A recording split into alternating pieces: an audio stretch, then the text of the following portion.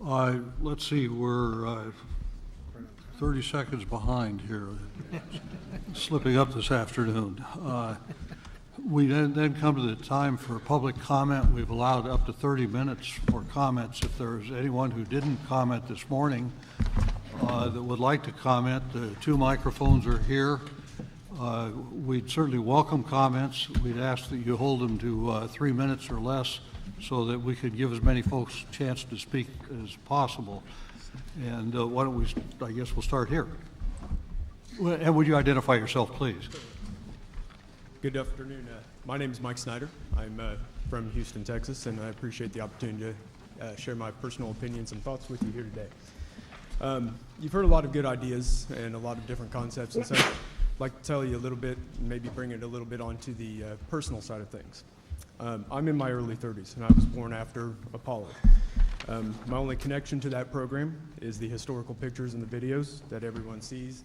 The fact that I drive by the Saturn V's every day laying on the ground, and still get the chance now and again to talk to the people that used to work on that program and hear about all the great efforts that they did. Of course, I inherited the shuttle, and while it's an outstanding vehicle with a lot of great capabilities, and it's one that I think that this nation should not be so quick to give up, it is limited to only low Earth orbit. And we spent the last 30 years there doing that, basically calling it exploration. I have a lot of opinions on this, and one of my larger opinions is that our current strategy does not do enough to engage the private sector and promote the development of the budding commercial space environment and the capabilities that they may one day have, such as the propellant depots that folks talked about.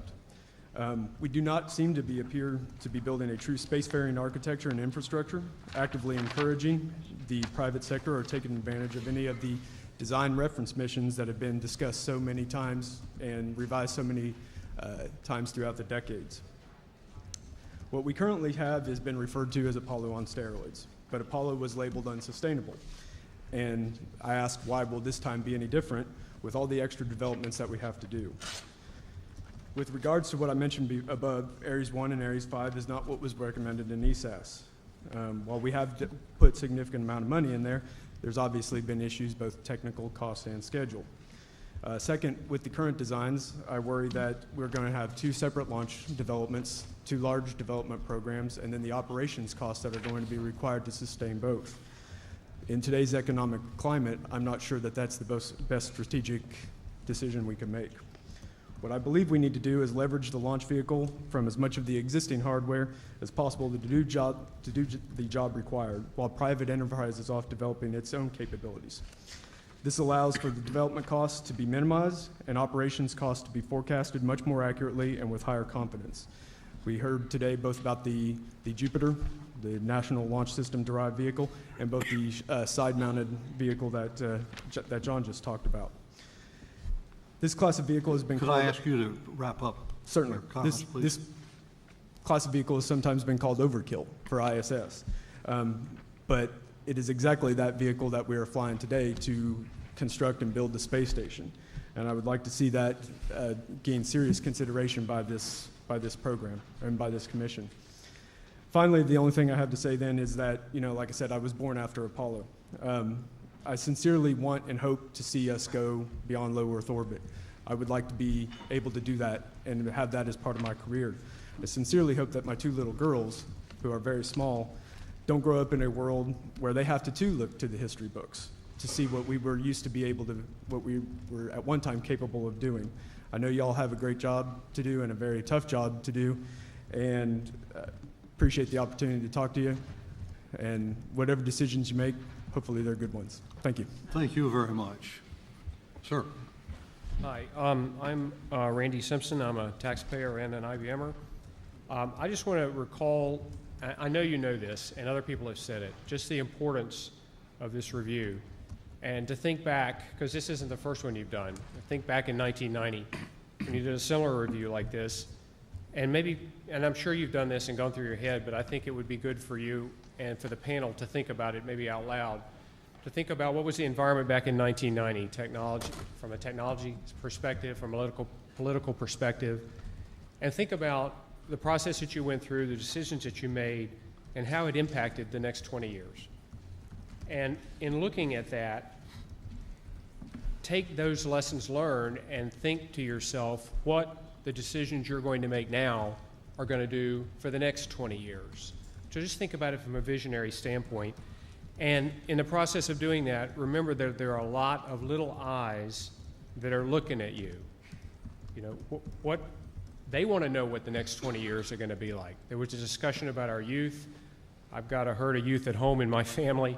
They're watching you. They're watching NASA. They're watching me. They're wanting me to be excited about NASA, which I am, and for them to be able to move into the space business. We need to do something that's going to, in your recommendations, energize the current workforce and the workforce that's coming in later.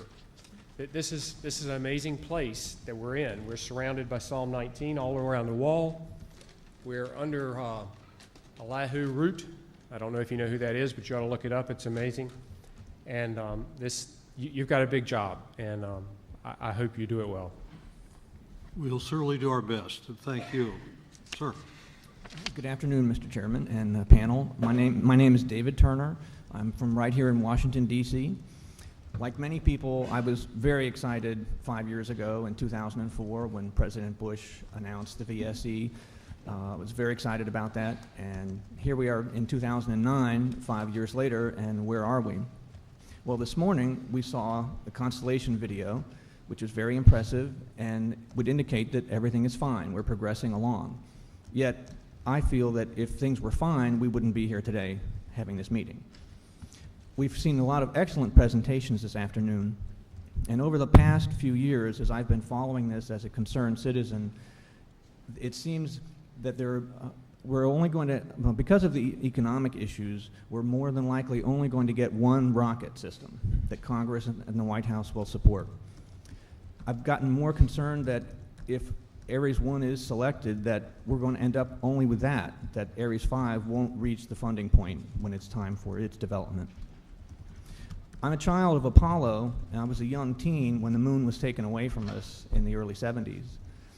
And speaking for my generation, I'm still young. I want the moon back. I'd like to have it back. And I'm afraid that if we only have Ares 1, we won't get the moon again for decades. So it seems to me that whatever rocket we select needs to have the most functionality, the most flexibility to grow. And Ares 1 isn't designed to do that. So I hope that the rocket system that you all choose has that in mind, that it's whatever it can do today, it also has flexibility for growth in the future to ensure that we do get the moon. Thank you. Thank you very much. Thank you. Sir. Yes.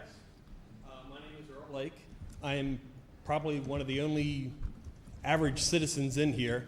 I don't have a dog in this fight, you know. I don't care how we launch, as long as it's done safely. You know, I took off work to come down here to show you and to show everyone that there are average citizens out there that look to NASA as inspiration still, and has been for the past 50 years. So really, actually, when I look back at it, I find that the space station, when it was first proposed, you know, I was a young father, had a small one-year-old daughter. Now, as it's coming to fruition, I'm a grandfather. What I'm really hoping for is that Orion can come along before I become a great-grandfather. Or worse. Or worse.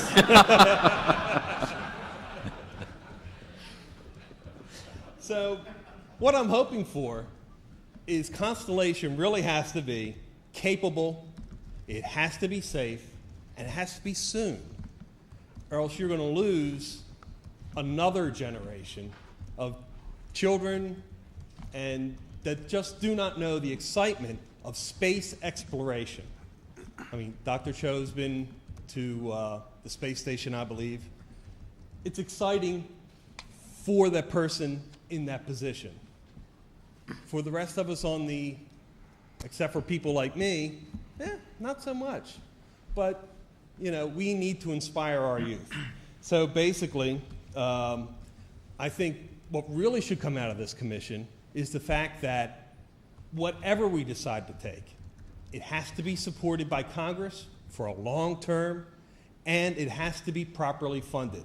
It just, if the figures come out, we need this amount of money to get it done in this amount of time, it has to be allocated. We can't go along thinking, oh, we'll make it up later, because we never do. So that's what I'm hoping that you can do for us. Well, thank you very much for those comments. And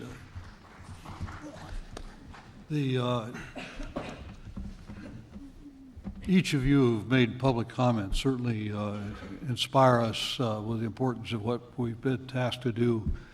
I assure you we're all committed to do our very best. As you can see, this is not an easy task. And as I've visited on Capitol Hill quite a bit, I've discovered there are a lot of different views there too, all strongly held, mostly contradictory. So we're aware of what we're into, and we're aware of the importance of it, and we will do our best. Let me thank all of you in the audience who've stuck with us to the bitter end here today. Appreciate your interest. I want to thank the people at NASA on behalf of my colleagues, the people at NASA who made the briefings, and people who provided the logistics of pulling this all together today. It was, I think, a very worthwhile day from our standpoint. Let me just ask if any of my colleagues would like to have the last word here. Jeff, do you want to, or Bo, or? Also, I can't resist the temptation to say something. Please. But so as to be non-controversial, it was something I've said on the public record before. You know, and I'm reminded of it because of the comments I got here in the public meeting. You know, I stood up at an occasion much like this when I was on that side of the microphone, and I told the story that, you know, I've had that moment that we used to say about laughingly when my little boy came to me and said, "Daddy, did they really used to go to the moon when you were a boy?" And you know, I am only one of us, and we have a really hard job to do. And at the end of the day, we make recommendations, and other people have their hard job to do. But if I can, I'm going to make sure that that when they grow up, their kids don't have to ask that. Bo, do you want to add anything? I only have just one thought. You know, this gentleman who took off work came to talk to us, what resonated with me when he said, soon. You know, this was like the most powerful word I almost heard today. We had a lot of briefings, a lot of fancy stuff, a lot of clever stuff, smart stuff. And there is a good citizen who takes up work, he says, guys, do something soon. And I think this is one area that we have fallen behind in this country. I've been in this industry longer than my memory serves me to remember, but we have slowed down in the way we do things. We do well things, we do with little resources. We somehow have forgotten or maybe never learned, or we didn't think it was important to do things soon. And I appreciate what you have said. We will try to see if we can maybe advise somebody to do things soon. Thank you. Leroy? Thanks, Norm. I'd just like to say what a great honor it is for me to serve on this commission, and like my fellow committee members, I take my responsibilities very seriously and intend to do the best job I can to help move the process forward. It really touches me to see all the folks that came out, people who took time off their jobs, people who made a special trip out to D.C. to participate in the meeting today and stayed all day. Really, I'm also impressed with people who've come out and made bold presentations and statements, and you know, it just shows that people do care about space in this country. And I think this commission will play an important role in ensuring that this country continues to be a leader in human spaceflight. So thank you all for coming. Ed? The task we have before us is, I think, pretty important, and I think I want to assure all of you listening today that we really understand that deeply. The previous NASA administrator said on a number of occasions that the main task of his administration was to get the first launch vehicle rolling and get the first spacecraft rolling, and basically the rest of the program was budget ahead of us and payload on top.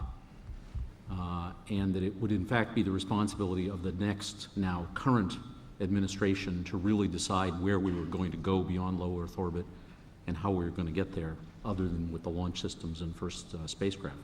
And I think that we're at a time and place in history where the recommendations of this panel, as we heard from the elected representative of the people this morning, will really be listened to.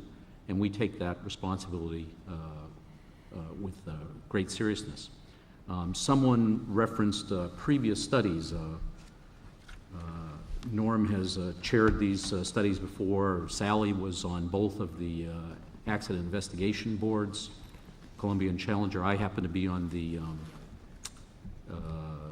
16 years ago on the space station study that was begun in the first year of the Clinton administration, called the VEST report. And one of the outcomes of that report was the decision to move the space station to 51.5 degrees orbital inclination and invite the Russians to participate. On the day when Columbia was tragically lost, I had one warm feeling in my heart that the astronauts who were then on orbit would not be because of the recommendation of that committee. So these committees do, in fact, sometimes change history, and I think we're in a position to do that at this time. Thank you, Ed. Chris? Thank you. First, I'd like to thank the chairman and my co-panelists and the presenters today, but above all, the members of the public who gave us their views. Our responsibility as a committee, Mr. Chairman, I believe, is to look at a set of options and present, look at a very wide set of options and present a somewhat winnowed down set of options to the White House and NASA, also to Congress and to the public. I think it's important for us to look across a very wide number of options and to be very clear what the choices are. What the choices are with respect to the goals. Those options may have different goals that imply different destinations. What the choices mean for national infrastructures and capabilities. What the choices mean for the time scale, how soon we will be doing different things, and what the realistic budget requirements for those different options are.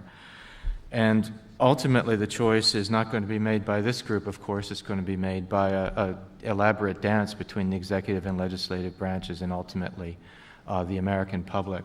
Our job, I think, is to queue up the options as clearly as we can so that the people, through their representatives, can choose.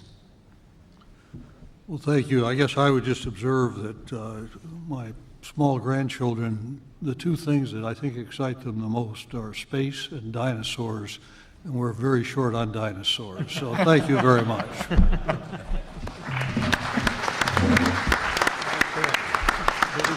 Good job. That's what we have to do.